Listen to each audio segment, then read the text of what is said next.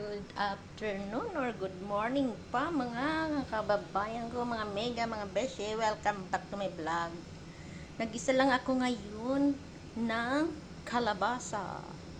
At sinahugan ko yung matira-tira kong adobo para malasa na siya.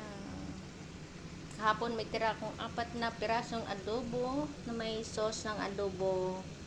Ito na lang yung pang toppings kong mga guys. Discarding pang malakasan na lang po. Ito yung technique. Ulam na. Ulam na pananghalian. At kalabasang may adobo. Adobong may kalabasa. 2 in 1. Ginisang kalabasa.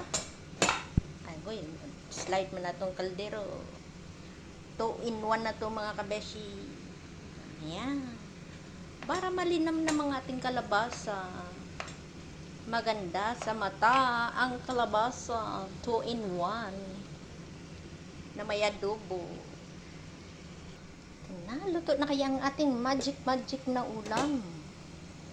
Discarding ulam. Oy, malambot na ating kalabasa. Nag-moist na siya. Kunting-kunting pakulo. Diba? Malinamnam na po ito. Ito nga lang ang ating ulam, kung anong ulam na hala tira-tira. Lagyan natin ng pampalasa na matirang 4 na pirasong adobo. Sulit na pananghalian mga kabeshi ko dyan. Ulam for today, ginisang kalabasa ng gisa sa bawang o tsaka kunting ginger. At ilagay natin ang mga leftover na adobong manok ng isang araw para malinam na mga ating ulam ngayong pananghalian. Let's eat na po mga kababayan kong OFW.